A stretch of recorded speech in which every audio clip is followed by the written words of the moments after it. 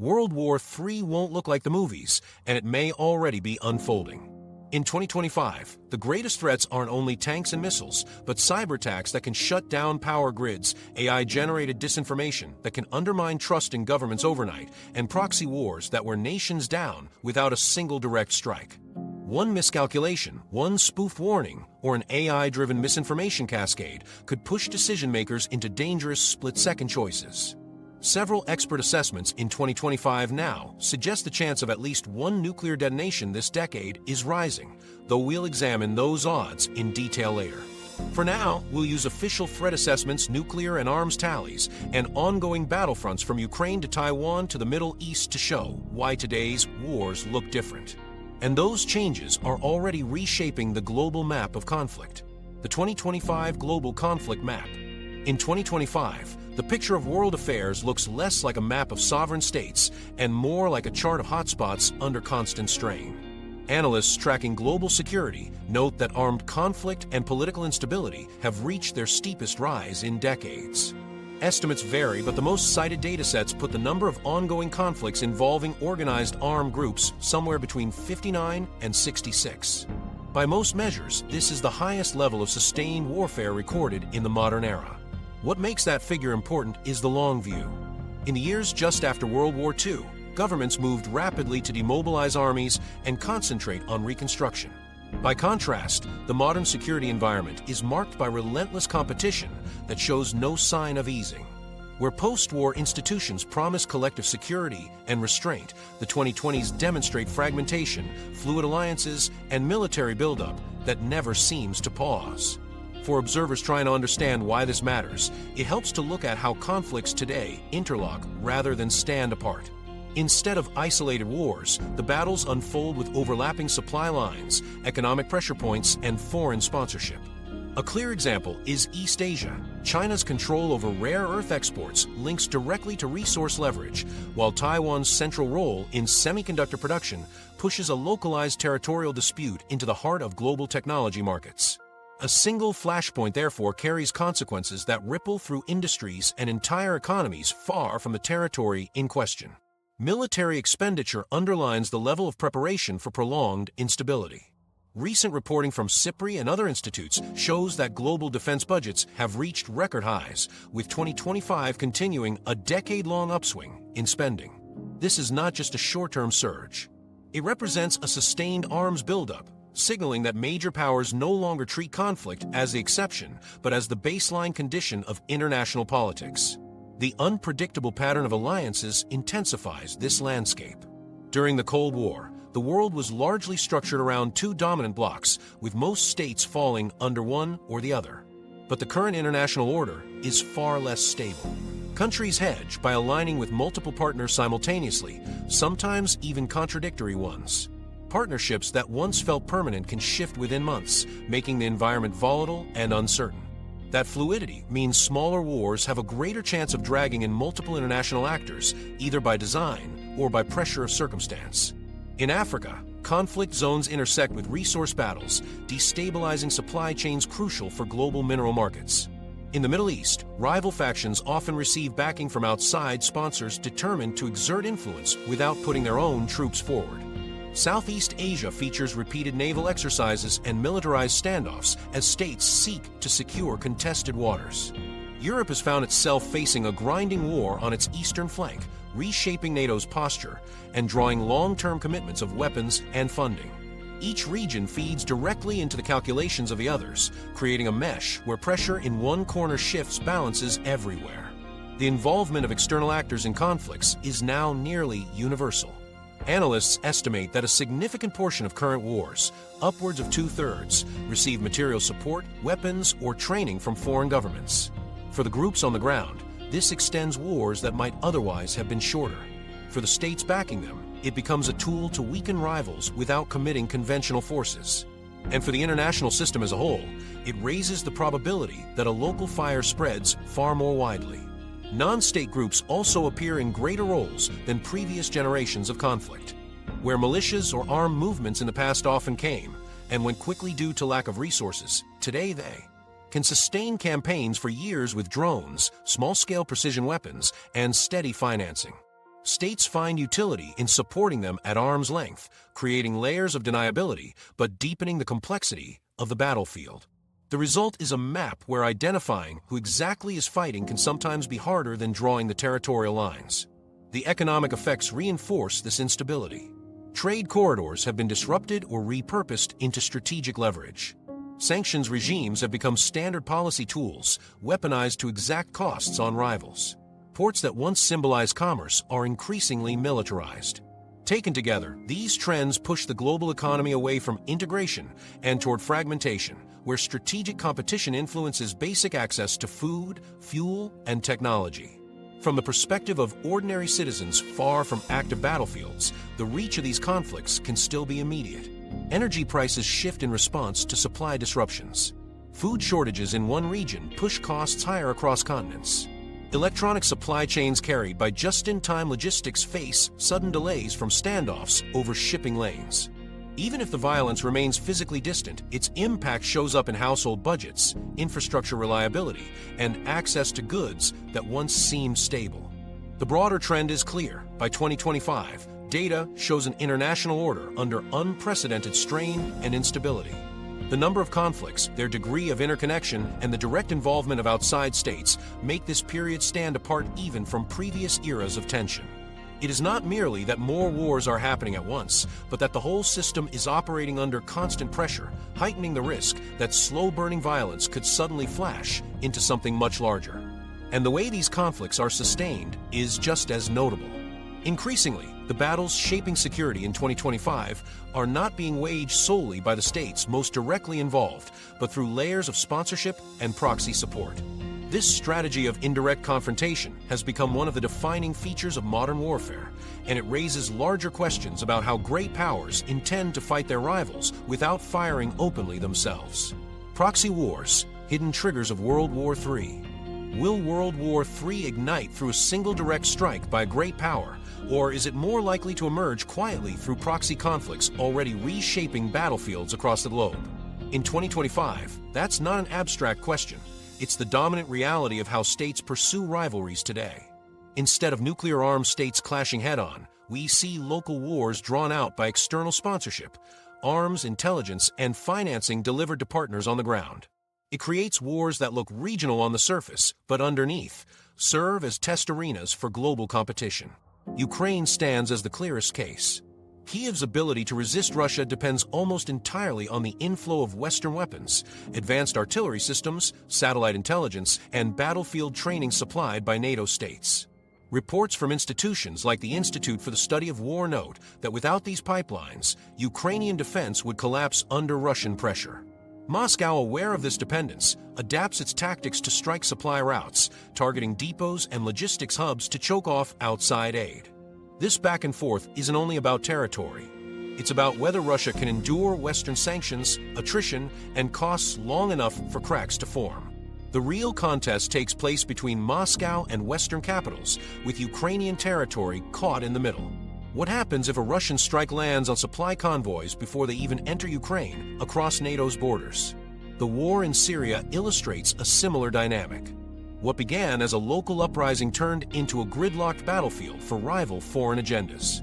Russia committed troops and air power to ensure Assad's survival, while the U.S. shifted to targeting extremist factions but ultimately sustained an enduring presence. Iran's involvement extended beyond ground fighters to funding networks, while Turkey balanced between containing Kurdish militants and protecting its southern frontier.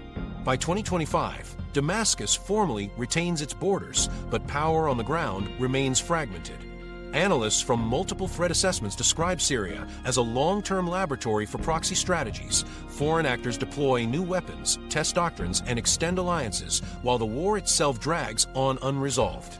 The question is, at what point does another foreign strike cross a line that forces one patron to escalate beyond deniability?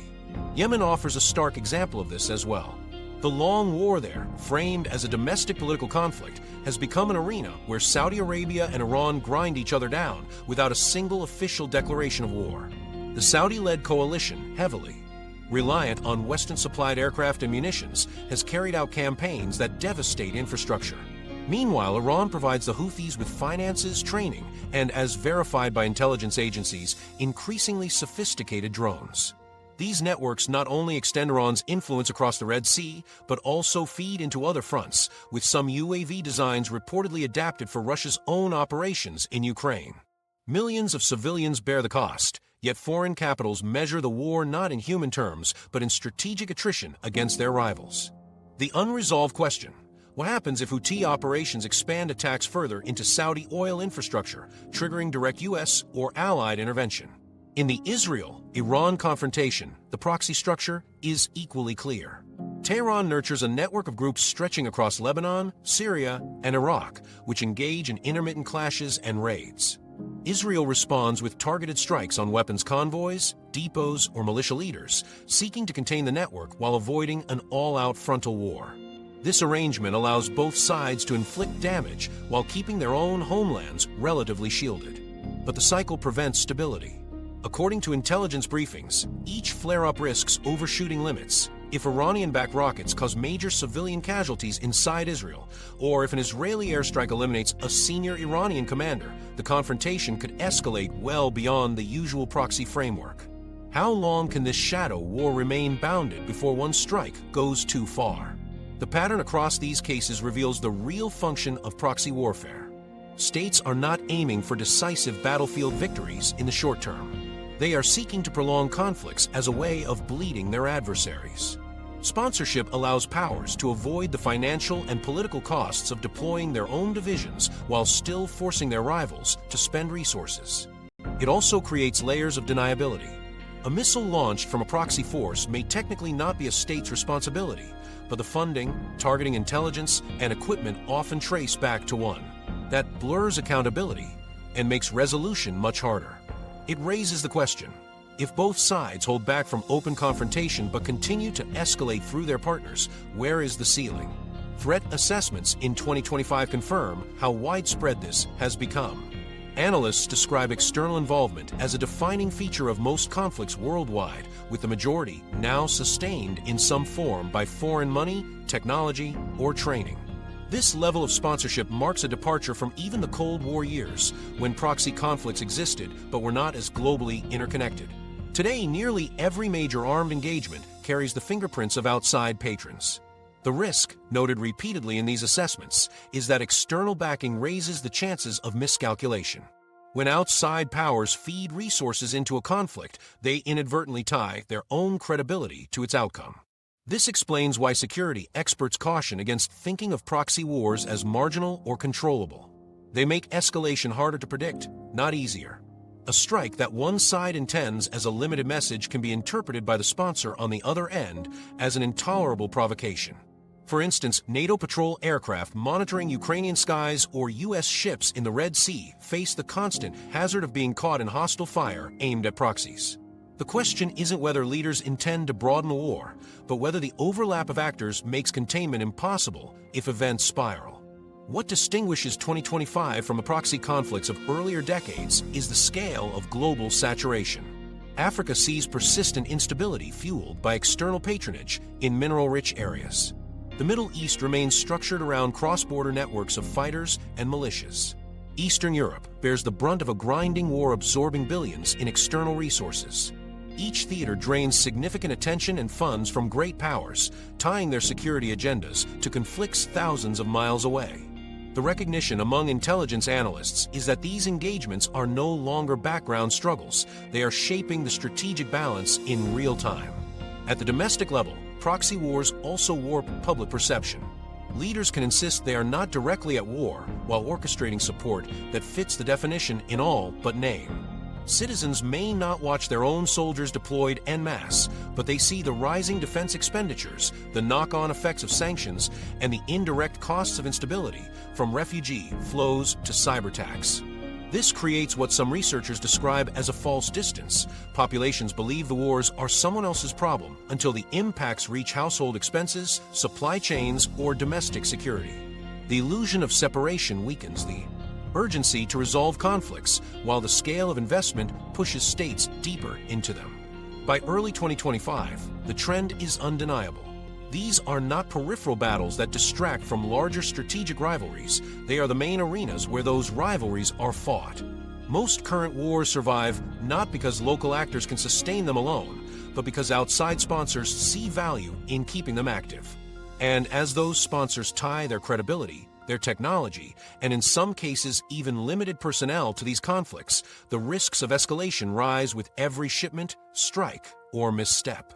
Proxy wars don't have to ignite a full global conflagration on their own, but they create charged environments where escalation becomes a constant possibility. When multiple superpowers and regional actors already have skin in the game, the seemingly local conflict no longer stays contained. And the longer this structure persists, the more likely it is that one flashpoint will outgrow its intended limits. The crucial point is that these proxy confrontations are not happening in isolation. They are deeply connected to larger standoffs where global trade, military posture, and alliance credibility intersect. Those are the conflicts that will determine whether the balance of pressure stays manageable or tips into a major power collision. And among the live flashpoints in 2025, one stands out as the most significant test of this balance: the U.S.-China standoff over Taiwan. Among the current challenges to global stability, none carries more weight than the U.S.-China standoff over Taiwan. The island of 23 million people is more than a democratic outpost in East Asia. It holds an outsized role in sustaining the world's technological backbone. Taiwan's industry produces the overwhelming share of the planet's most advanced semiconductors, the critical components that keep satellites orbiting, defense systems operational, and consumer electronics functioning. Because of this, Taiwan's fate resonates well beyond geopolitics. It sits at the junction of military leverage and economic survival, raising a question that dominates 2025. How long can the island stand firm under growing military and economic pressure from Beijing? The People's Liberation Army has not kept its ambitions hidden. Throughout 2025, the PLA has intensified its naval and air operations around Taiwan in a campaign designed to normalize pressure. What were once symbolic flyovers and maritime drills have evolved into coordinated blockade rehearsals, live-fire exercises, and large-scale sorties involving dozens of warships and strike aircraft. According to the Defense Intelligence Agency, these operations demonstrate capabilities that go beyond theatrics. Integrated anti-access and area denial systems, consistent patrol cycles, and concentrated naval groups that make the prospect of a blockade increasingly plausible. The message from these maneuvers is not a promise that China could shut the Strait at will, but a signal that keeping shipping routes open now carries escalating military risk. Taken together, DIA and allied threat assessments describe Beijing's approach as pursuing coercion through gradual strangulation, keeping conventional invasion as an option but preferring pressure that forces Taiwan into uncertainty. Taipei, fully aware of the imbalance in scale, has shifted focus from direct parity toward defense by complexity and survivability. In 2025, Taiwan conducts mass mobilization drills with tens of thousands of reservists, trains civilians in cyber defense and urban resilience, and distributes portable missile launchers across coastal regions. The doctrine now emphasizes asymmetric disruption: sea mines to deny invasion routes, mobile radars to maintain targeting in contested airspace, and rapid deployment units designed to counter beachhead operations. Government programs even extend to public infrastructure, with air raid preparedness and network defense taught alongside conventional fire drills. The planning reflects an assumption familiar to all Taiwanese leaders: the first hours of any confrontation will decide whether survival is possible, so every citizen is folded into deterrence. The United States remains deeply embedded in this standoff. Indo-Pacific Command has repositioned carrier strike groups, expanded long-range bomber patrols from Guam, and integrated new intelligence platforms into contested waters. These deployments are designed less as preparation for open war and more as a deterrent warning. Joint exercises with Japan, the Philippines, and Australia in early 2025 rehearsed coordinated interception of maritime blockades. Yet this visible projection creates proximity hazards. American and Chinese ships now operate in increasingly tight quarters, with aircraft skimming contested territory on both sides. Analysts warn that accidents or misread maneuvers, whether a radar lock from a nervous pilot or a collision during close, interception, could spiral rapidly before political leaders have time to contain the fallout. From Beijing's perspective, Taiwan is declared a core interest and the centerpiece of China's long-term national agenda. Official rhetoric describes reunification as inevitable and not subject to negotiation. This domestic framing combines with rapid modernization of the PLA. SIPRI notes that by early 2025, China's nuclear arsenal has risen to roughly 600 warheads, a visible indicator of Beijing's expanding capacity. The PLA Navy is testing its new Fujian aircraft carrier, while hypersonic missile units now feature regularly in exercises. Each display reinforces the perception that China seeks both the means and the credibility to extend military dominance in the Taiwan Strait. The goal is pressure on Taipei, as well as deterrence aimed at Washington and its allies. The economic dimension complicates matters further. A blockade of Taiwan, even without a single missile strike on its cities, would present an immediate shock to global production networks. Semiconductor supply is the critical node. Taiwan's semiconductor manufacturing company produces more than 90% of the world's most advanced chips. While other nations manufacture legacy designs, everything from advanced fighter avionics to next-generation smartphones depends directly on facilities inside Taiwan. Defense Intelligence Agency assessments emphasize that these choke points leave industries across Europe, North America, and Asia exposed. Wargaming simulations in 2025 showed that if shipping in and out of Taiwan ceased for even 6 weeks, vehicle production lines would be idled worldwide, while defense contractors would suspend orders for lack of circuits. Markets would lose trillions long before missiles reached American or Chinese territory. Taiwanese planners recognize this dependency and have attempted limited safeguards. Governments stockpile certain chip runs abroad, and some fabrication steps are being relocated to partners such as the United States and Japan. But most analysts agree these measures offer only a temporary cushion. Even underground production facilities and redundant power networks cannot offset the scale of global reliance on advanced Taiwanese fabrication. This reality has reshaped how allies view the island. Supporting Taiwan is not framed solely as a matter of values or democracy. It is increasingly described in strategic reports as ensuring continuity of the digital economies that dominate the 21st century. The regional ripple effects are already visible. Japan has formally revised defense policies, expanding budgets, and stationing additional forces along the Ryukyu Islands to guard against spillover. The Philippines has granted expanded access rights to American forces, and Australia accelerates its nuclear-powered submarine program under the AUKUS framework. Each move reflects not a desire to intervene in Taiwan itself, but recognition that the outcome of the standoff will redefine Asia's security balance. If Taiwan is subdued without resistance, Washington's credibility among its allies and partners would be damaged, and the regional order could tilt decisively toward Beijing. For Washington, maintaining deterrence presents its own risks of overextension. Assets are constantly repositioned, and political divisions at home compete with sustained global commitments.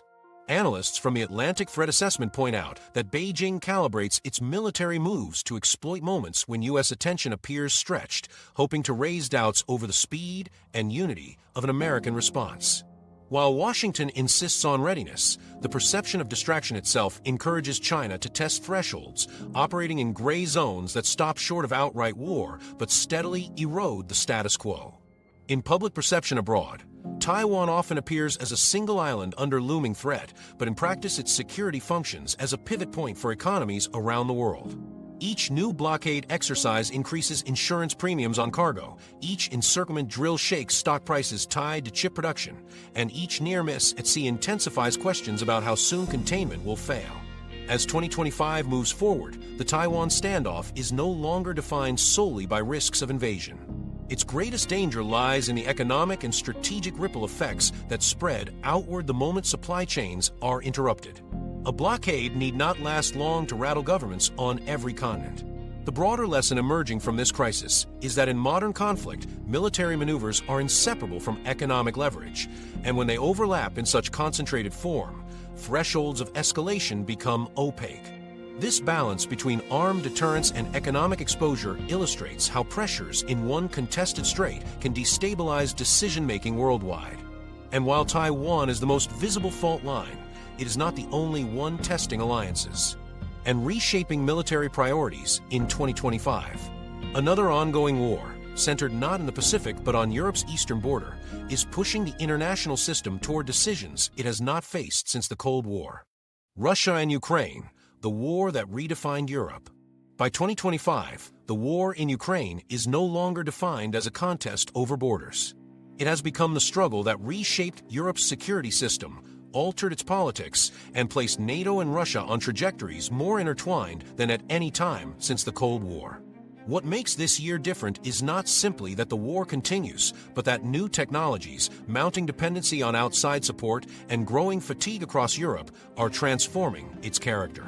One of the clearest signs is Russia's decision to field more hypersonic strike systems in the theater. Unlike earlier missile salvos, these weapons compress warning times to seconds and complicate defensive layers that have been built up around Ukrainian infrastructure. Institutions such as the U.S. Defense Intelligence Agency and reports from SIPRI describe these deployments as destabilizing precisely because they challenge existing air defense and deterrence concepts. For Moscow, the effectiveness is twofold: to pound Ukrainian targets with few viable interception options, and to signal to NATO that its premier defense umbrellas are vulnerable. Each strike carries a destructive message as well as a military one. Russia intends to prove that escalation tools remain firmly on its side. Ukraine's response has been to tighten its reliance on NATO systems. Almost every modern platform it fields in combat, armored vehicles, fighter aircraft, artillery pieces, originates from Western partners. That extends beyond hardware and into critical support, targeting data from satellites, secure communications networks, supply chains keeping ammunition moving across hundreds of miles, and cyber defenses that ward off Russian attempts to black out essential systems. The situation highlights what DIA and the Institute for the Study of War have repeatedly noted: Ukraine is resilient but structurally dependent. Its ability to endure this war hangs on sustained streams of Western funding and material. As a consequence, NATO's credibility and Ukraine's battlefield performance have become inseparable. If one falters, the other cracks. For Europe, this tight linkage creates strain at home. Public wariness over energy prices, inflation, and steady refugee inflows has grown more visible. Political divisions rise with each new spending package. Intelligence assessments for 2025 catalog signs of friction. Large demonstrations in major capitals, the growing influence of parties reluctant to commit to indefinite aid, and debates over diverting budgets from social sectors to security. While not enough to collapse NATO consensus, this pressure fuels hesitation. Moscow interprets hesitation as weakness, probing harder when cracks begin to show. This is why the risk of escalation now looms larger than ever. Missile fragments have already landed on Polish territory. Russian strikes skim NATO's frontiers. In each case, member states issue warnings but stop short of retaliation. Yet analysts across multiple think tanks emphasize that the line between proxy involvement and direct collision has never been narrower. One misplaced strike onto Allied soil could force invocation of NATO's Article 5 defense clause. At that point, the limited war in Ukraine risks spreading far wider without either side intending it. Several expert assessments describe this as the most dangerous confrontation in Europe since the 1960s. While estimates vary, the consistent finding is that the probability of inadvertent NATO-Russia escalation is significantly higher than during most of the Cold War. That change in perception matters. Is less about precise percentages and more about acknowledging that actions once contained to proxy battlefields now carry immediate potential to spark general war. Inside Europe, governments adjust accordingly. Germany, after decades of caution, has embarked on record defense spending programs. Finland and Sweden have abandoned long-standing neutrality, aligning directly within NATO's security framework. Eastern flank countries from Poland to Romania accelerate fortification, deploying new troops, hardened air defenses, and expanded bases. Russia's attempt to intimidate the continent has instead spurred the largest regional military buildup in a generation. The rearmament has costs. Replacing Russian energy flows forced Europe into more expensive, less stable arrangements. Defense budgets consume shares of funding once directed to domestic priorities, sharpening societal debate. Long-term refugee resettlement adds weight to strained infrastructure. Within this environment, observers warn that Moscow is betting on time itself to degrade unity, that every extra year magnifies financial pressure and political division. For Ukraine, these shifts are felt daily. Cities serve as logistics corridors rather than commercial hubs. Civilian populations drill for emergencies, with shelters carved out under schools and municipal buildings. The war effort depends on the assumption that Western support remains steady. DIA has described this dynamic as a dependency trap. Ukraine cannot continue without external aid, but the longer that aid flows, the more deeply donor credibility becomes tied to the war's outcomes. Lose Ukraine, and NATO takes a visible defeat. Sustain Ukraine, and NATO risks creeping into direct confrontation with Russia. In 2025, progress on the ground remains measured in attrition rather than breakthroughs. Russia maintains hold over strategic regions, despite facing sanctions and economic strain. Ukraine mounts offensives but cannot secure decisive victories without pushing escalation beyond its Western backers' current limits. Every supply convoy, every intelligence packet transmitted across borders brings allies into de facto participation. And every month the war continues raises fresh chances of miscalculation along NATO borders. Europe has already been reshaped by this war. Military postures, alliances, and spending priorities have been rewritten, while the bounds of NATO's deterrence are tested more sharply than at any time in recent memory. The narrow margin for error is undeniable. Survival for Ukraine and credibility for NATO now form a single equation. If you care about European security, this is where the narrowest line to world war exists, because a single border incident could trigger NATO's defense clause. And while this front consumes enormous attention, it is not the only arena where the conditions for escalation are building. Other regions, carrying their own layers of instability, are moving closer to the same fault line. Middle East on fire. In 2025, the Middle East continues to operate as one of the most volatile regions in the world, defined not by a single conflict, but by overlapping crises that feed into one another. From the Eastern Mediterranean to the Gulf, instability is the shared condition. Israel and Iran remain locked in a cycle of strikes and counterstrikes. Lebanon struggles under political and economic collapse while serving as a front line for Iran's proxy networks. Yemen endures as a grinding proxy battlefield, and Gulf capitals pursue increasingly fluid policies that erode the predictability of alliances. The outcome is a system where no single war fully resolves, yet none fade into irrelevance, producing a state of constant low-level escalation that global powers cannot ignore. The Israel-Iran dynamic in 2025 exemplifies this pattern. Precision Israeli strikes continue against Iranian-linked assets in Syria and Iraq, and in some cases reach close to critical Iranian nuclear infrastructure. Tehran's response has been to deepen its reliance on regional proxies, Hezbollah in Lebanon, militias in Iraq, and networks in Gaza and Syria, to maintain constant pressure without engaging directly. ACOLD and ISW analysis in 2025 record repeated exchanges, missile volleys, drone strikes, and sabotage operations shaping a constant undeclared war. Israeli intelligence stresses deterrence through consistent retaliation, but the pattern ensures no lull is permanent. Each round brings the possibility of escalation that could draw in both regional and external powers. Lebanon reflects the fragility of this balance. Hezbollah remains Iran's most powerful regional proxy, but its capabilities have been degraded by repeated Israeli strikes, especially targeting missile depots and command structures. ISW Iran update reports note this partial weakening, but also emphasize that Hezbollah retains the ability to launch salvos large enough to damage Israel's defenses. Lebanon's domestic paralysis, economic collapse, mass unemployment, and recurrent blackouts magnifies the strategic risk. Military analysts often describe the situation as a force multiplier. Instability at home amplifies the danger that minor confrontations on the border could ignite wider escalation. For ordinary civilians, that instability translates into life lived between recovery and anticipation of the next strike. In Yemen, little has changed in terms of trajectory.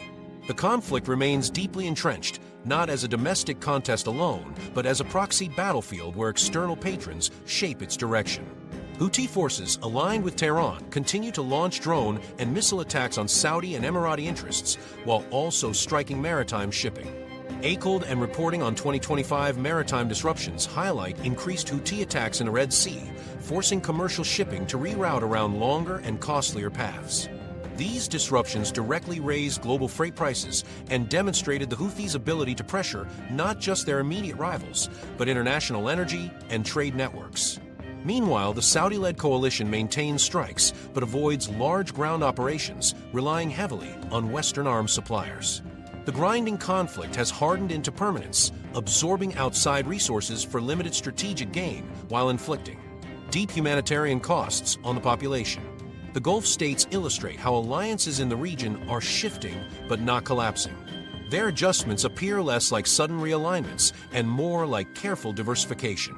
Saudi Arabia sustains its security ties with Washington while expanding trade and diplomatic channels with Beijing and Moscow. The United Arab Emirates continues to procure Western defense systems but simultaneously pursues new economic links across Asia. Qatar has established itself as a diplomatic broker, hosting talks among rivals and widening its international profile. Several 2025 assessments highlight such diversification as deliberate hedging rather than betrayal, an attempt by Gulf capitals to maintain economic security while ensuring options if one major partner falters. This fluidity adds uncertainty for external powers, since basing rights, overflight access, and logistic permissions, critical for engaging elsewhere in the Middle East, depend on relationships that are no longer exclusive. Global powers remain structurally entangled. The United States continues to guarantee Israel's security and reassure Gulf partners through deployments in critical waterways like the Strait of Hormuz and the Red Sea. Carrier groups and air wings move in cycles designed to signal deterrence as well as to escort oil shipments. Russia sustains its foothold in Syria, where agreements with Damascus provide it with bases for air power and mercenary presence. Each side finds itself drawn in not by choice but by necessity. Energy flows, alliance commitments, and military credibility all converge in the region. What results is a theater prone to spirals, where a ship targeted in the Red Sea or a strike in Syria quickly escalates beyond intended boundaries. Syria epitomizes the concentration of actors. Russian aircraft sustain Assad's military viability. U.S. forces continue to back Kurdish elements to prevent consolidation by Iran-aligned groups. Israeli jets routinely operate in Syrian skies, targeting weapons convoys bound for Hezbollah. Turkish units maintain operations along their borders, carving space to prevent Kurdish militias from entrenching. In this crowded arena, four or more major powers interact on the same terrain, each unwilling to yield, yet avoiding open warfare. Syria demonstrates the broader template of the Middle East, overlapping local, regional, and global conflicts contained only by fragile, shifting lines. What distinguishes 2025 is the interconnectedness of these conflicts. Flare-ups in one theater trigger shifts in another. Red Sea disruptions linked to Houthi maritime strikes ripple into global shipping and raise freight costs, compounding the economic consequences of oil price volatility. Israeli strikes on Iranian assets prompt recalibration in Gulf capitals, influencing decisions on basing and foreign partnerships. What was once fragmented instability is now synchronized volatility. Each conflict reacts to others, forming a system where pressures accumulate and difficult-to-predict thresholds emerge. For external analysts, the Middle East has become the laboratory of proxy conflict in this era.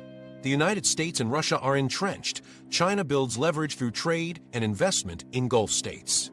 Local governments act less as autonomous players and more as states constantly balancing between these poles, hedging relationships for survival. This balancing act is inherently unstable. A single miscalculated strike or disruption in shipping can recalibrate alignments across the region. Intelligence assessments place the Middle East as a leading candidate for escalation risk in 2025, second only to the Taiwan Strait. The reasoning lies not in any singular flashpoint, but in the density of overlapping conflicts layered over great power presence. With U.S. and Russian forces already positioned in active theaters, the room for error is minimal.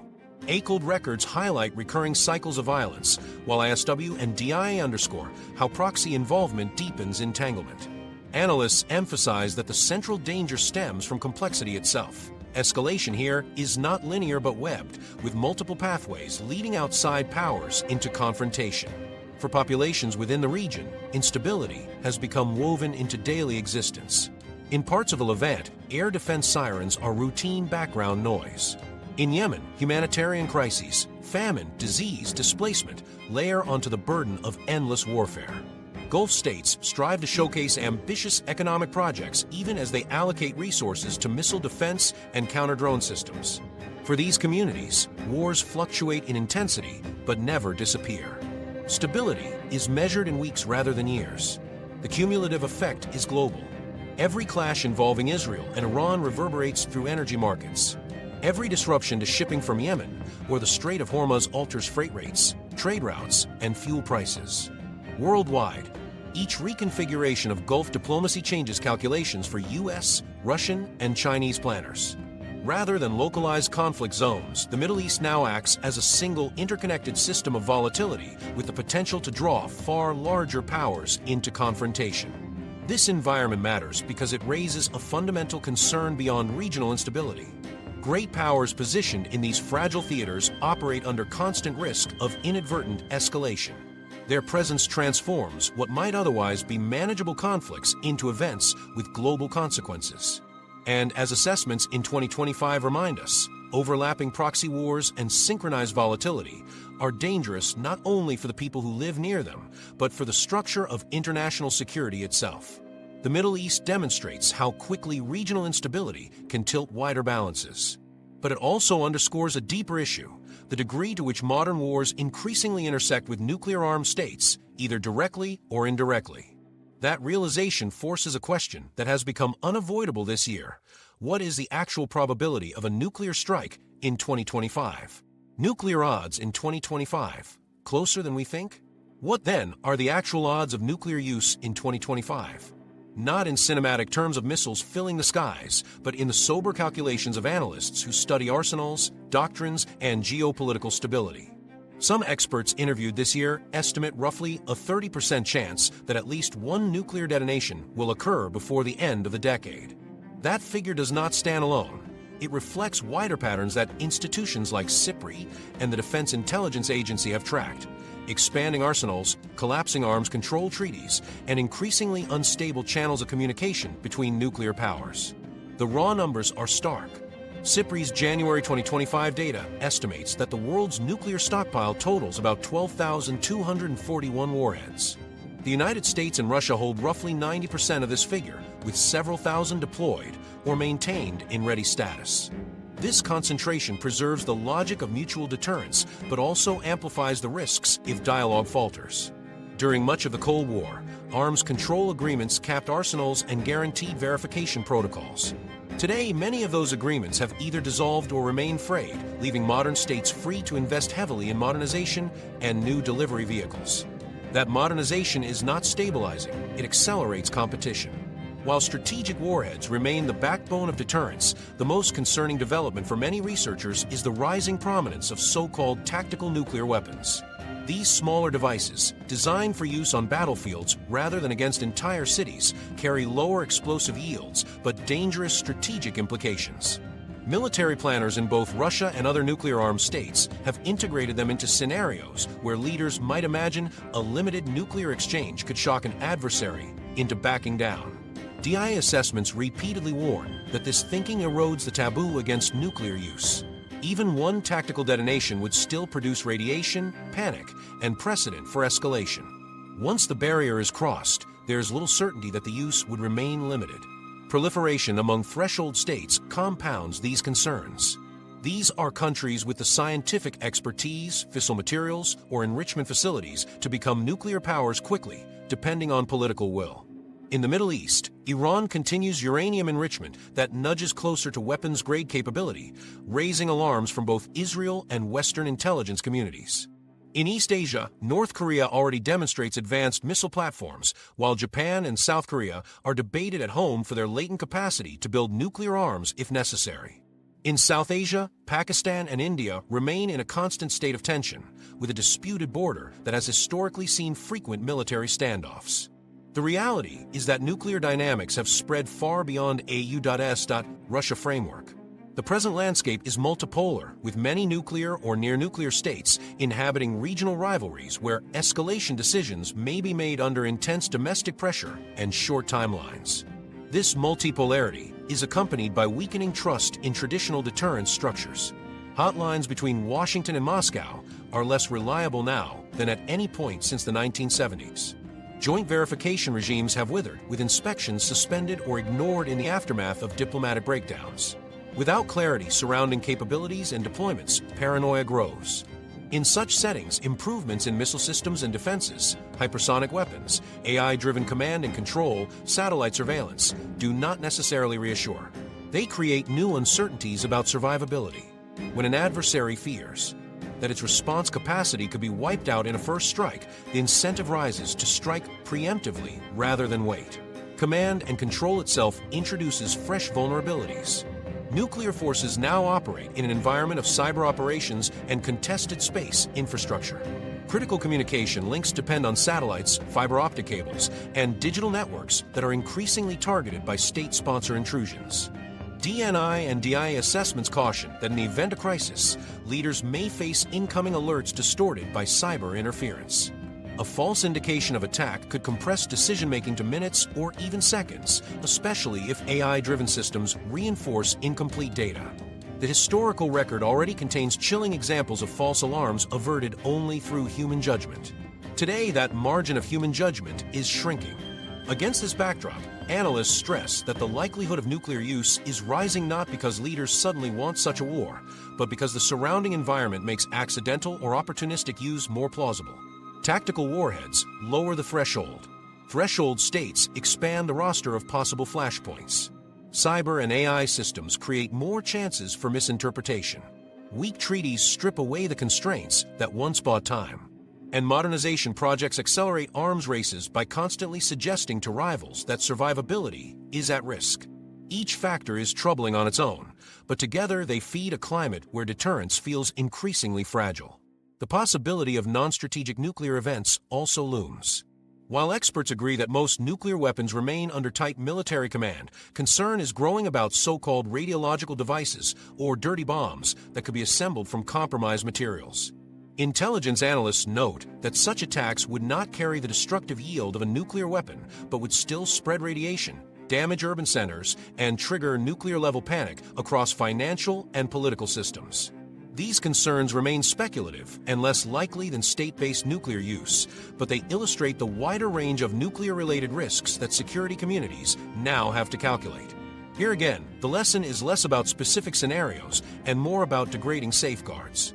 In 2020, expert estimates place the odds of a nuclear event this decade at closer to 15%. By 2025, some analysts now say 30% or higher, roughly double what was projected just 5 years earlier. They emphasize that these probabilities reflect compounding vulnerabilities rather than an inevitable countdown. The risk driver is not a sudden appetite for nuclear war, but an accumulation of conditions, doctrine, technology, alliances, and erosion of norms that make mistakes and escalations far more likely. For younger generations, the nuclear era often feels like history out of reach, a Cold War problem solved before their lifetime. But 2025 data shows the opposite. SIPRI's global stockpile figures are growing, not shrinking. Tactical nuclear integration has normalized, not remained hypothetical. Arms control has weakened, not strengthened. And the communication links that once provided safeguards are now thinner, more vulnerable to disruption. The assumptions that underpinned global nuclear stability for decades no longer hold with the same force. This is why security experts increasingly argue not only for modernization of arsenals, but for modernization of diplomacy, restarting arms control discussions, reinforcing treaties rather than abandoning them, and re-establishing reliable crisis communication channels. Arms buildups can create deterrence, but deterrence without trust in the systems that support it is brittle. The higher the number of nuclear powers, weapons, and technological complexities, the greater the incentive for miscalculation in moments of pressure. So when experts point to an elevated probability of nuclear use in this decade, they are not speaking in absolute terms. They are warning that the safeguards, norms, and communication systems preventing such use have eroded to a degree not seen since the early Cold War. And once weakened, these foundations are slow and difficult to rebuild. The measured takeaway is this: the nuclear landscape of 2025 makes the consequences of a single mistake far greater than before. Preserving and strengthening arms control, maintaining open dialogue even among rivals, and protecting the integrity of command and control networks are the strategies most frequently recommended to reduce risk. Deterrence still works, but it cannot survive without these supports. Understanding nuclear odds in this way also helps explain the wider shape of modern conflict. The gravest threats are not only tied to physical arsenals, but also to the technological and informational systems surrounding them. And as we shift focus beyond nuclear risks, it becomes clear that the most contested battlefields today are not only land or sea, but also invisible domains where data itself has become a weapon. The new battlefields, cyber and AI. Wars in 2025 increasingly unfold in places that cannot be located on a traditional map. They take shape across networks of code, fiber optic cables, and manipulated data streams. The most consequential front lines today are invisible, yet they can disable a city as effectively as any missile. Cyber operations and artificial intelligence, once auxiliary tools of statecraft, now function as primary battlefields. What happens in these digital arenas can disrupt economies, sever trust in political systems, or plunge societies into paralysis long before conventional forces even mobilize. This year has already demonstrated what that means in practice. Nation-scale cyber attacks in 2025 struck at power grids, hospitals, and financial platforms across continents. In earlier decades, such intrusions were treated as espionage or limited disruption. Now they are identified by agencies like the DIA as tools of coercion on par with economic sanctions or conventional strikes. A single ransomware campaign in January forced electrical substations in the United States offline, leaving metropolitan areas dependent on backup generators. DIA reporting also documented cyber intrusions on U.S. water utilities and healthcare payment processors, an escalation that moved beyond espionage into direct pressure on public health and infrastructure. Patients missed treatment, businesses halted, and entire neighborhoods waited in blackouts without knowing whether the source of the disruption was criminal syndicates or state actors. For civilians, the distinction hardly mattered. Society stopped functioning, and the effect was indistinguishable from a conventional strike. Attribution remains a central problem. Analysts may spend weeks debating whether a cyber event originated with a nation-state, a proxy network, or criminal groups posing as one or the other. This ambiguity is part of the strategy. Unlike a missile launch, which can be confidently tracked back to its origin, a digital strike can remain unattributed indefinitely. Major powers exploit this gray zone deliberately, delivering maximum impact while maintaining plausible deniability.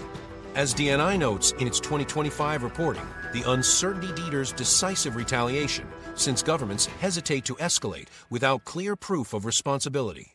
That hesitation is what makes cyberspace a favorable battleground. Attackers act with comparatively low risk of consequence. Layered onto this reality is the integration of artificial intelligence. 2 decades ago, generating convincing propaganda meant deploying teams of writers, printers, or broadcasters. In 2025, AI tools scale the process instantly.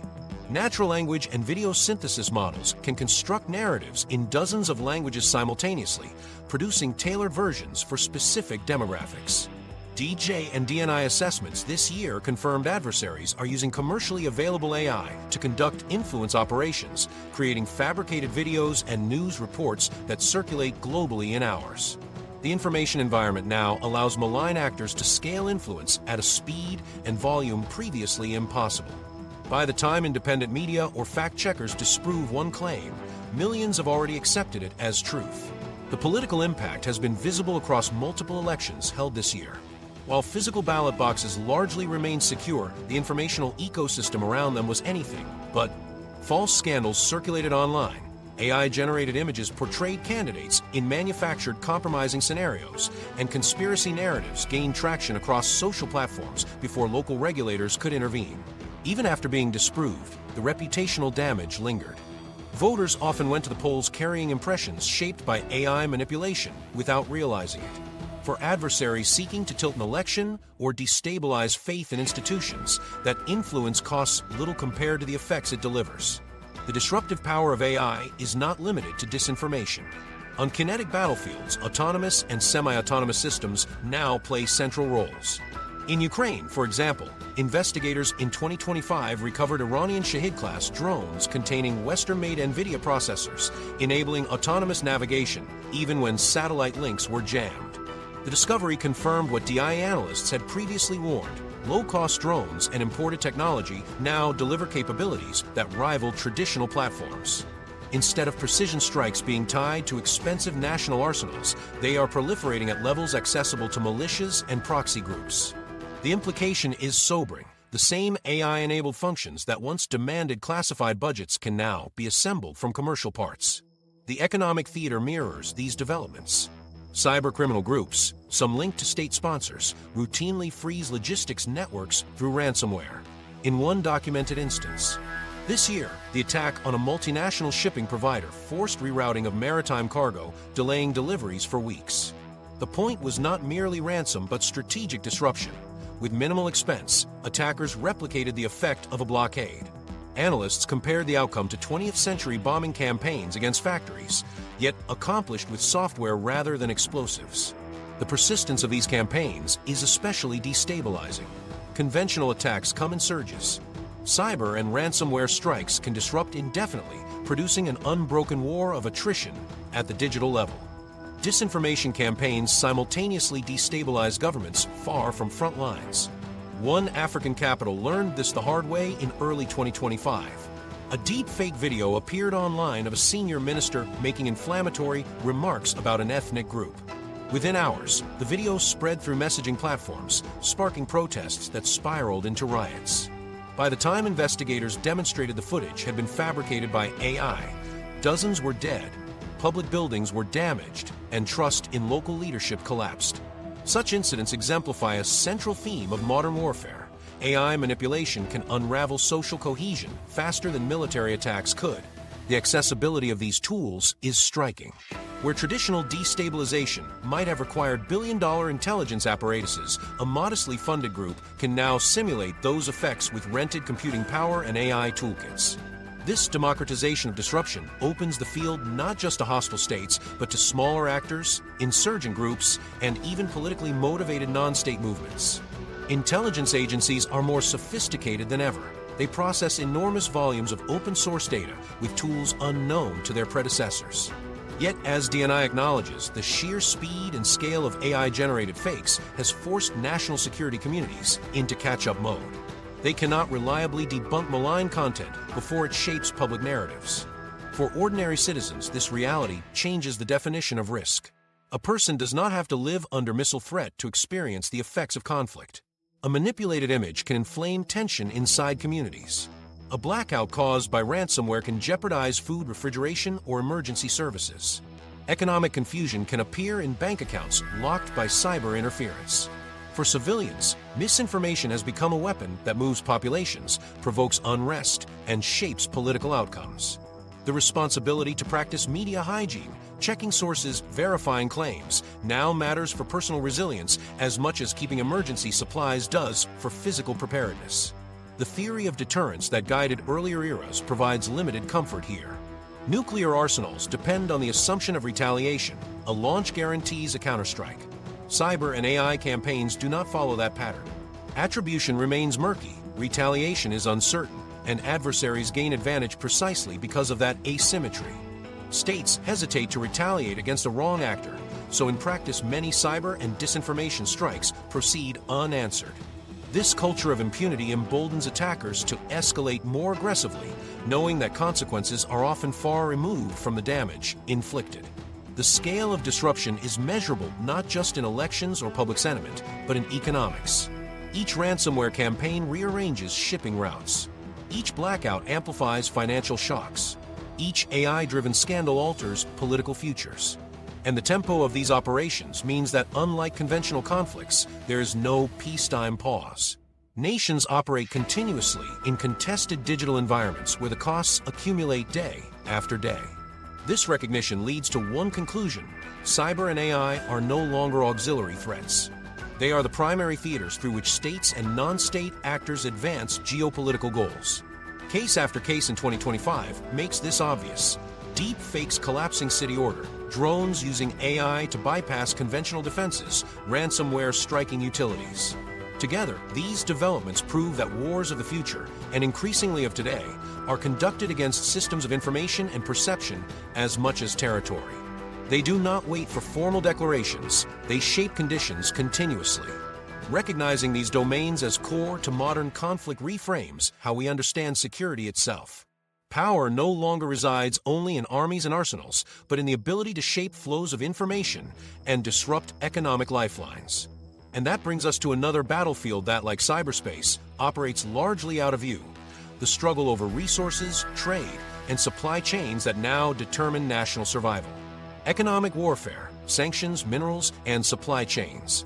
When people picture modern warfare, they often think of tanks rolling forward or aircraft striking targets. But By 2025, some of the most decisive struggles unfold in trade, resource markets, and supply chains. These battles do not leave burned-out vehicles on news footage, but they can stall entire economies, collapse industries, and shift the balance of power.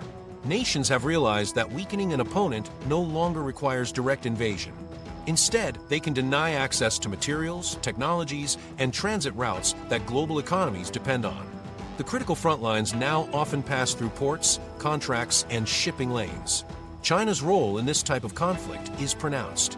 Its dominance in refining rare earth elements remains unmatched, with metals essential for electronics, renewable energy, and advanced weapons systems.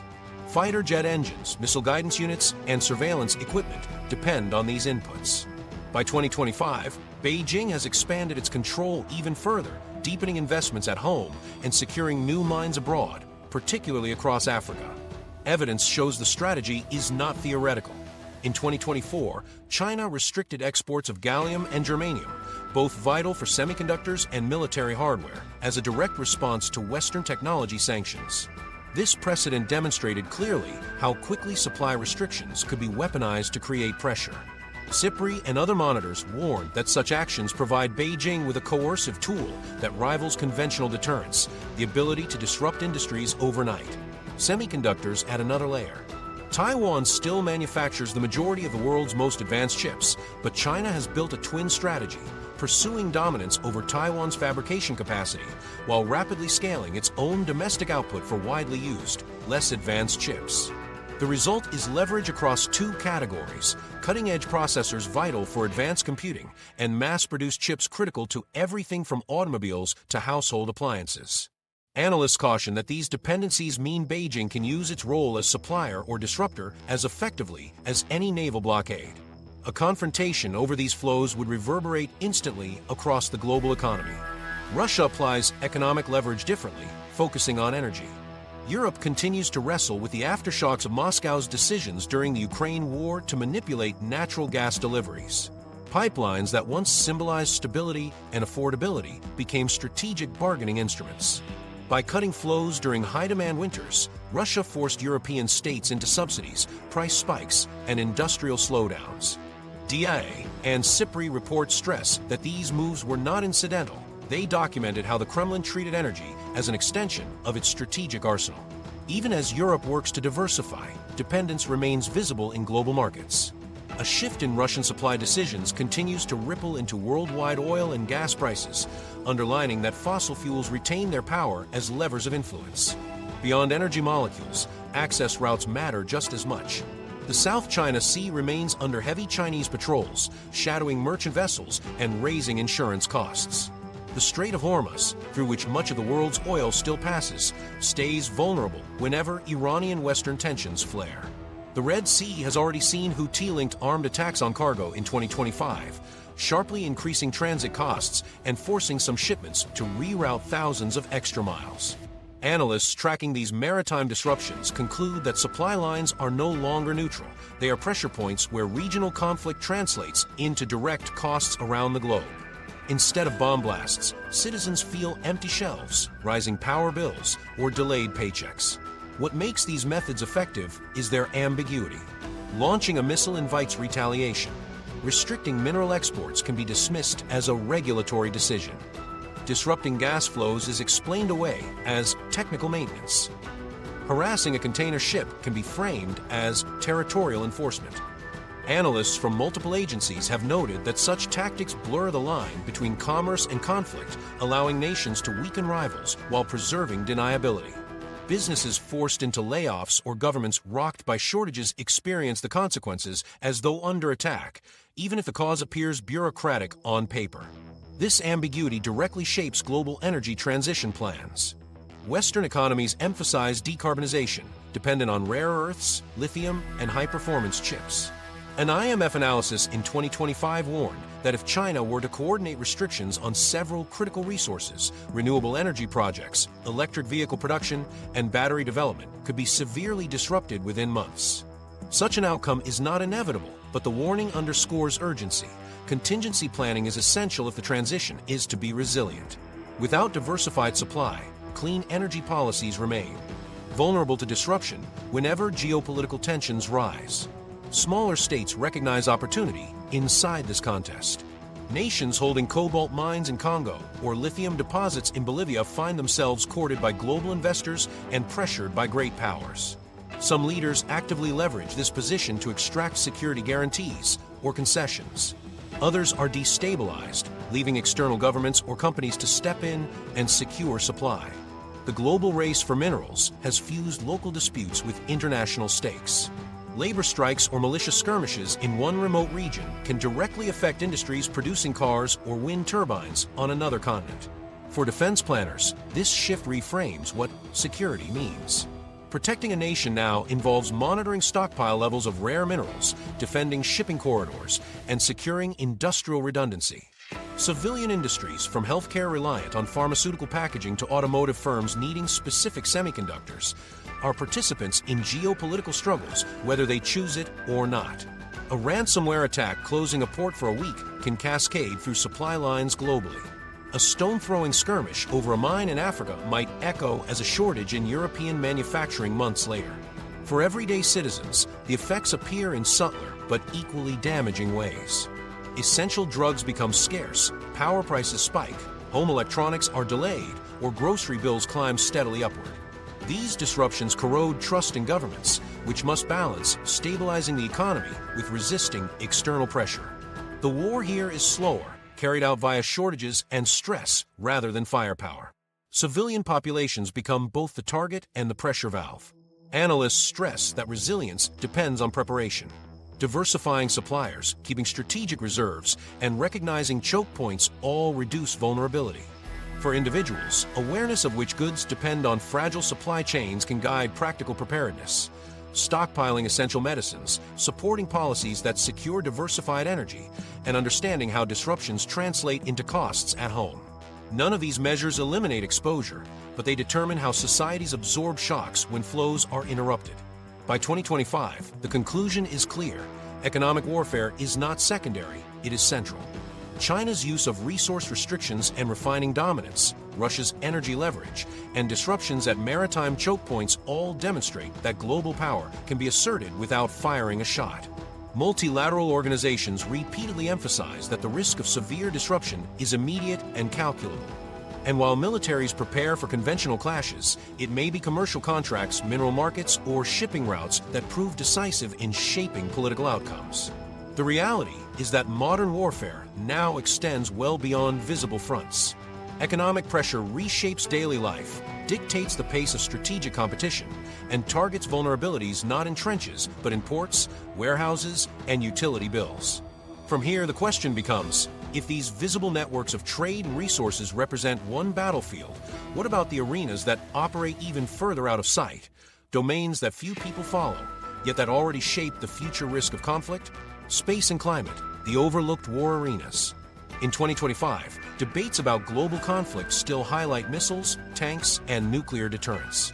Yet two other arenas already influence the trajectory of war without always being recognized: space and climate.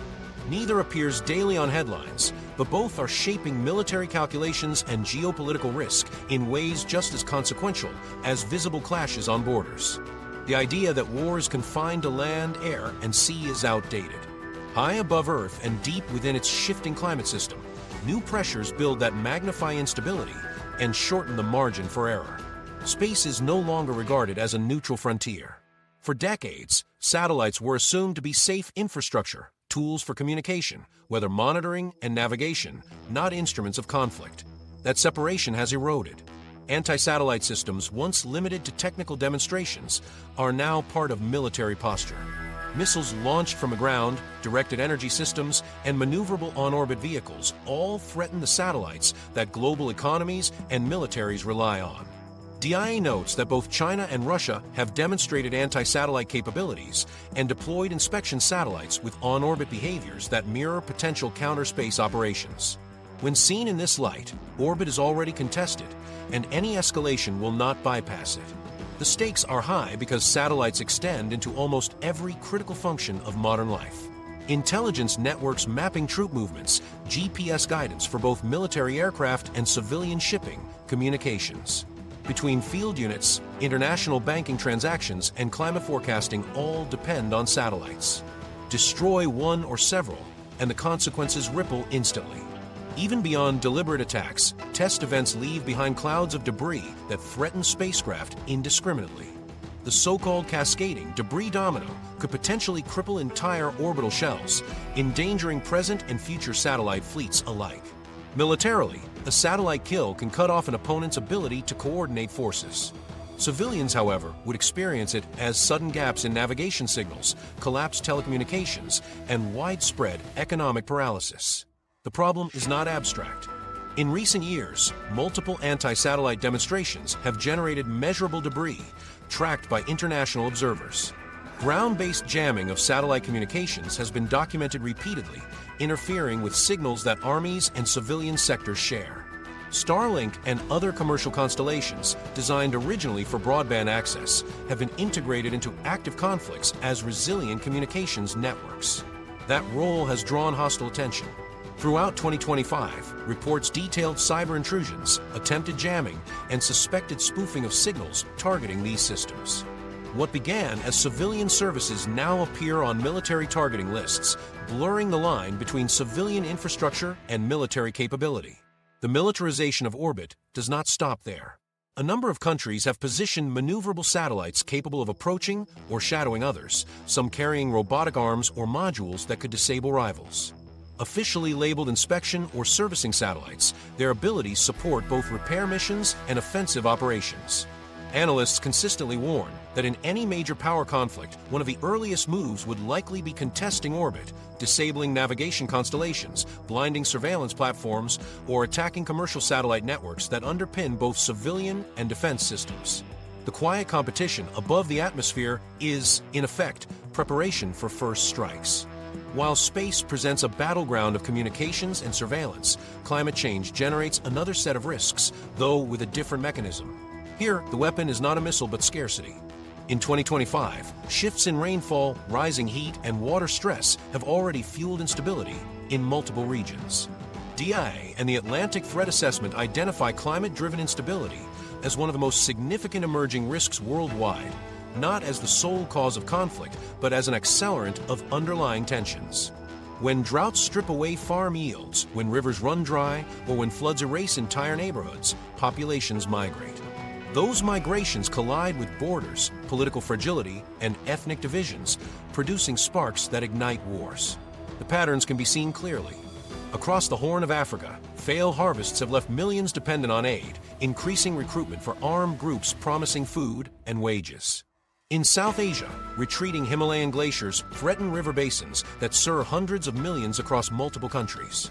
Smaller flows increase mistrust over water-sharing agreements, turning policy disputes into security risks. In the Middle East, water shortages layered onto authoritarian states already under stress have elevated protests and, in some cases, armed mobilizations. Analysts emphasize that resource scarcity does not replace ideology as a driver of war, but magnifies fragility, pushing vulnerable societies past thresholds more quickly. Food insecurity has emerged as one of the clearest accelerants. Consecutive crop failures make some governments unable to meet basic import costs. The result is not merely economic strain, but political breakdown. Riots in urban centers, collapsing rural communities, and militias filling gaps where state provision disappears. Refugee flows spread the instability. Camps swell on the edges of cities or across borders, outstripping humanitarian capacity. Within these environments, violence is frequent, reinforcing cycles of insecurity. Conflict grows not from ideological disputes alone, but from the undeniable fact of missing resources, water, food, or arable land. One concrete figure underscores the scope. The Pentagon's 2025 Climate Risk Assessment projects that more than 250 million people will be displaced globally by 2035 due to climate pressures alone. That estimate reflects trends already visible. Desertification advancing through sub-Saharan Africa, floods consuming Asian coastal cities, and entire island populations preparing for relocation. Each displaced group becomes a source of political stress for receiving states with limited resources of their own.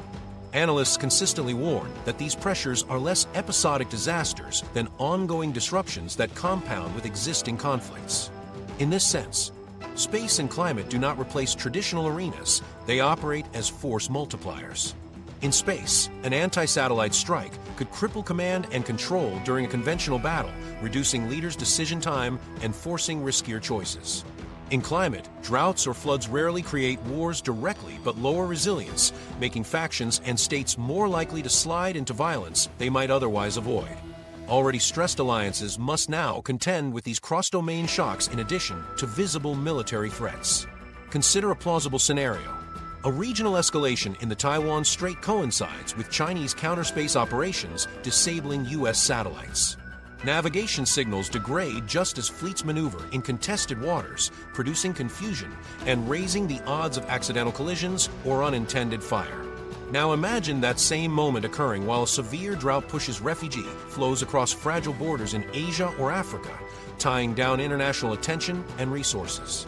The chain reaction need not be deliberate. One domain compounds the risks of another, compressing decision windows and magnifying the danger of mistakes. Analysts emphasize that this type of overlap is not speculation, but a foreseeable cascade when multiple stress factors converge. The combined weight of these overlooked arenas is significant. Orbit now functions as the nervous system of both defense and global commerce. A strike against satellites is effectively a strike on modern economies. Climate acts as pressure underfoot, turning manageable situations brittle, inflaming ethnic divides, and compelling governments into harsher policies. Neither can be ignored in security planning, and neither can be contained easily once triggered. The essential warning from 2025 assessments is clear. Focusing only on visible troop movements while discounting climate pressures or counterspace tools leads to underestimating the conditions that could tip fragile balances into open war. Leaders must account for how drought-induced instability intersects with proxy battles, or how satellite interference magnifies risks during conventional standoffs. Citizens, too, must recognize that security threats now include disrupted weather cycles or the vulnerability of orbiting satellites on which every digital transaction depends. These are quiet battlefields, often unnoticed by the general public, but they set the stage where more visible wars erupt. And once acknowledged, they raise an unavoidable question for societies worldwide. If wars now stretch across Earth, sea, orbit, and climate systems, is there anywhere left that can be assumed safe from their reach? Are there any safe zones left? If global war expands beyond the visible battlefields we have already discussed, the personal question becomes more pressing. Are there any safe zones left? For much of history, safety meant distance from the front lines. But in 2025, that definition no longer applies. Long-range missiles can cross continents in under an hour, cyber attacks reach simultaneously across borders, and globalized supply chains pull each country into conflicts thousands of miles away. When analysts model escalation, they try to map not only direct military dangers, but also the indirect disruptions, economic shocks, refugee flows, resource shortages that follow. The consensus is sobering. Some areas register as relatively lower risk, but none are immune. One consistent finding across 2025 threat assessments is that southern South America frequently appears near the bottom of global risk maps. Argentina, Uruguay, and parts of Chile are geographically insulated from most current flashpoints. They are distant from Russia's war in Europe, disconnected from the Taiwan Strait, and far removed from the Middle East front lines. Geography itself lowers attention from great powers seeking strategic leverage. These societies do not host nuclear silos, critical export choke points, or advanced semiconductor hubs that adversaries would prioritize. That lack of high-value targets makes them relatively less likely to face direct attack. Experts and threat assessments often rank New Zealand and parts of southern South America among the least likely to be direct strike targets because of distance and low strategic value. Geography is only part of the picture. Southern South America combines fertile land, large freshwater reserves, and low population density, factors that in theory help sustain basic survival if global trade collapses. Unlike Northern Hemisphere states tightly plugged into contested shipping routes, the region stands at a physical remove. This sheer strategic unimportance paradoxically grants it a measure of insulation. Analysts describe this as survivability by distance, not immunity, but a lower probability that conflict would directly land there.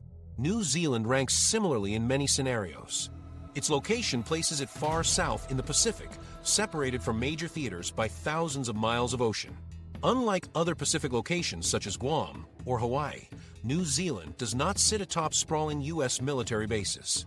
Its modest defense force does not project outward to threaten rivals, and its governance remains stable. These conditions make it a comparatively unattractive strike target. Food security is another asset. New Zealand's agricultural exports exceed its population's needs, giving it more resilience than densely populated states that rely heavily on imports. For ordinary people, this translates into a buffer from the chaos that more integrated economies would feel sooner. Yet, assessments emphasize clearly that relative safety is not absolute. Even if New Zealand avoided direct strikes, supply chains remain global. Few modern economies produce their own fuel and specialized goods, and New Zealand is no exception. A wartime disruption of maritime trade would eliminate key imports within weeks. Civilians would face rapid fuel shortages, medical supply gaps, and sudden price spikes. The IMF's 2025 studies warn that even distant, politically stable regions would suffer through global commodity volatility and collapsed shipping. Distance might delay the shock, but would not protect against economic contagion. Africa shows similar contrasts.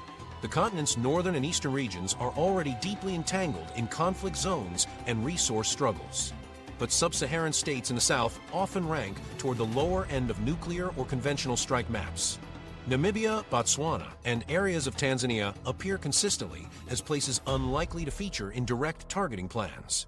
Their relative obscurity in great power competition makes them less likely to absorb immediate firepower. Still, they carry internal risks: local instability, climate stress, and external investment contests. A regional conflict escalating within Africa could quickly shift risk levels, as seen elsewhere. The key unifying message from these examples is that safe zones are relative zones, not fortresses. They are less prone to direct targeting because they lack strategic incentives or contested choke points. But the indirect fallout of war, economic depression, food insecurity, displaced people, cyber attacks against global networks, flows almost everywhere.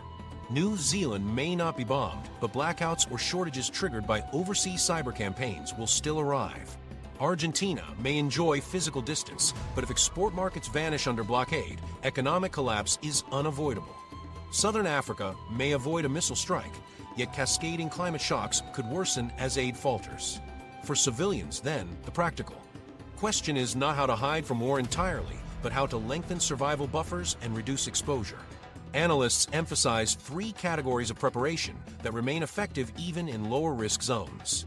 The first is information security.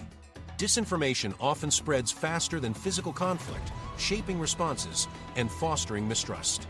Having trusted news sources, verification habits, and secure digital practices helps individuals navigate the confusion that war inevitably unleashes globally. The second is supply diversification. Stockpiles of essential medicine, fuel storage options where possible, and diversified food sources reduce dependence on fragile imports. Disruptions in 2022 and 2023 pandemic recovery periods already showed how quickly shortages cascade. Wartime shocks magnify that effect. Finally, individuals need clarity on relocation trade-offs.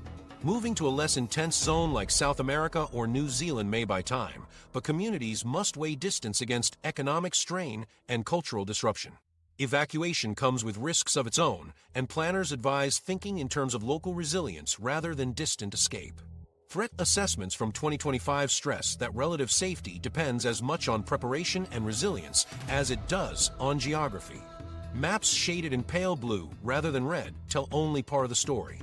The other part comes from how societies handle supply cuts, misinformation, cyber disruptions, and external instability pressing on their borders. A nation unprepared for these pressures can destabilize quickly regardless of how few missiles are aimed directly at it. The broader answer, then, is uncomfortable but clear. Yes, there are places of relatively lower risk. Southern South America, New Zealand, and parts of Southern Africa most often appear in that category. But the word safe must always be qualified. None of these regions are beyond the reach of a global conflict's indirect consequences. They may provide space and time, but not immunity. For individuals seeking actual survival strategies, the focus should shift from searching for perfect sanctuaries to strengthening adaptability in whichever environment they are in. Risk modeling shows that resilience determines outcomes as much as geography. Populations that maintain food reserves, credible information channels, and community-level planning endure shocks more effectively than those that trust distance alone. The safe zone question is ultimately less about finding untouched corners of the world and more about reducing the vulnerabilities that reach into every corner. In that sense, survival under modern conditions belongs less to those who can move far away and more to those who prepare intelligently and sustain credibility in their social systems. That point brings us back to the central theme. War in this era reaches into every aspect of life, even outside physical battlefields. As societies confront this reality, the critical insight is not where to hide, but how to adapt. And from that recognition comes the larger conclusion. Strength in 2025 is defined less by armies than by informed, resilient populations. Global conflict in 2025 is not limited to armies on maps. It takes shape through stolen data, disrupted supply chains, and campaigns designed to fracture trust inside societies. Civilians are no longer bystanders because the tools of conflict reach into daily life, whether borders shift or not. Experts stress 3 steps that matter most now: improve personal information security and sharpen media skepticism, understand vulnerabilities that affect critical goods like energy, food, or technology, and follow credible sources that track the most volatile regions, especially Taiwan and Ukraine. You don't need to panic, you need to plan and verify. Resilience and accurate information will be your greatest assets. Which single prep do you think matters most if conflict widens? Information security, supplies, or relocation? Comment below.